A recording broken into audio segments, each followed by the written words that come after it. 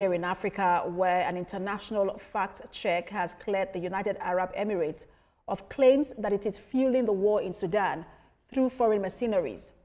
A viral video alleging that Colombian fighters backed by the UAE were operating in the Sudanese city of El Fasher has been proven false. The footage actually shows a joint military exercise in Estonia involving the US, British, Canadian, and Estonian armed forces.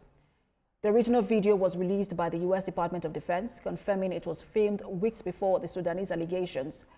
Sudan had earlier claimed it destroyed an Emirati plane carrying mercenaries, but the UAE dismissed the accusations as unfounded disinformation.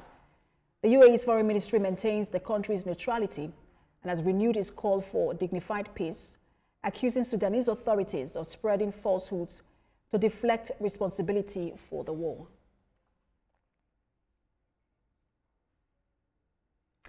And for more on this development, African Affairs analyst Victor Hai joins me virtually here in Lagos. Good to have you join us. Thank you for having me.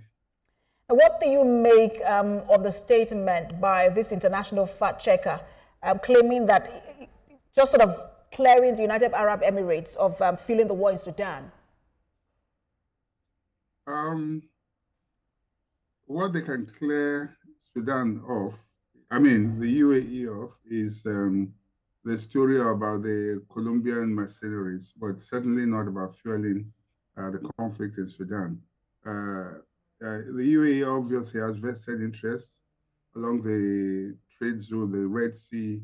It needs control of the Red Sea corridor, the ports along that place, because of its growing, increasing strategic interest in African resources. And so the grounds for the accusation are not totally unfounded. The RSF has been an ally for them. The gold that the RSF is extracting from Sudan obviously has a market in the UAE.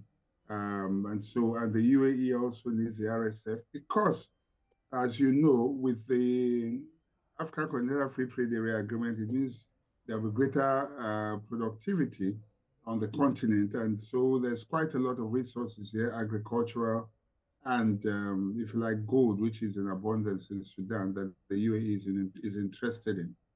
And I know you already spoke to this, but I would just ask you again if this should be seen as a total exoneration of the UAE in this conflict.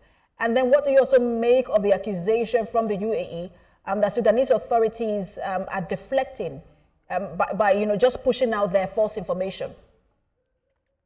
The UAE is not being fair.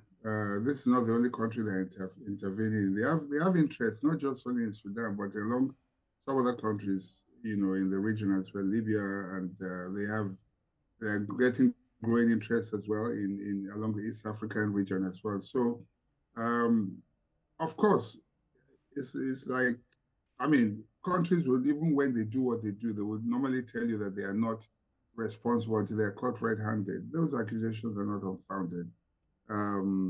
They have been backers of the RSF for not just now, but for quite a while.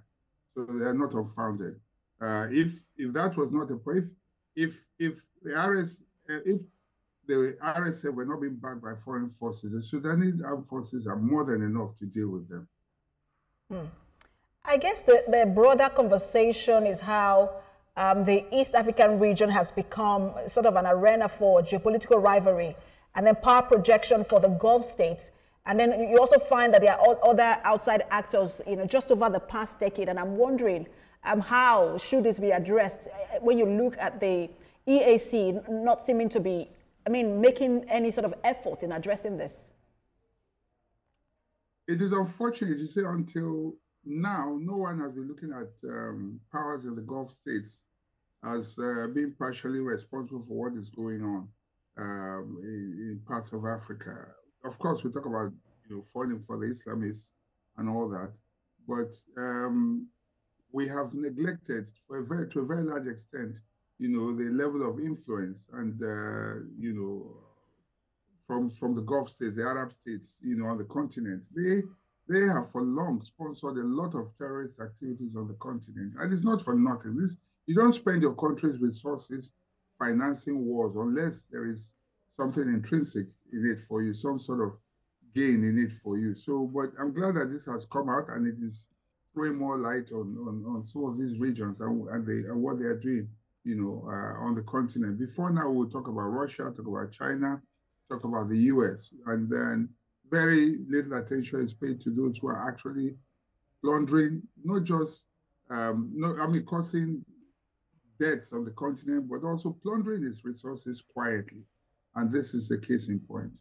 Can we say that it is actually receiving attention? The Sudan war is supposed to bring attention to how that region has become, the ground for global, just geopolitical rivalry, but especially by the Gulf states. But you also sort of see that the Sudanese or the Sudan war itself hasn't been internationalized because they feel, perhaps the international community feels that it is contained within Sudan itself and so doesn't pose any threat to other countries. And so I'm wondering if that angle to the war has received any attention. Well, it's not so much as a fact, it's not just because it is not posing any threat to other countries, as much as the fact that for now, some of the big powers do not consider Sudan so strategic, so important. But, it has come to the fore now because Sudan has flagged off the issue at the UN, and so when the matter comes up there, you obviously cannot ignore it. And they're doing the right things right now by complaining and drawing attention and reporting the UAE. And so this is drawing international attention to what has been going on. This war has been going on, and I think, I don't know if it's in this session or another, a long time ago, we talked about the neglect, not just only in Sudan, but also in South Sudan, of some of the things that are going on in that region, and people don't seem to pay attention, and lives are going every day. They're killing themselves, perhaps because maybe geopolitically they don't appear to be that strategic to the very big powers. That's why. But for the Gulf states, they do have some geopolitical and economic interests. The Red Sea itself is very critical to trade in that area, and Sudan occupies a major and strategic position through its ports. And so whoever controls it also controls trade along those lines and into the into parts of Africa, and that's the reason for it. You make a good point there. We see how the U.S. and the Trump administration was quick to step into the DRC conflict with the M23 rebels. Thank you so much for your time, as always. African Affairs Analyst Victor Hai. All right, then. Thank you very much for having me.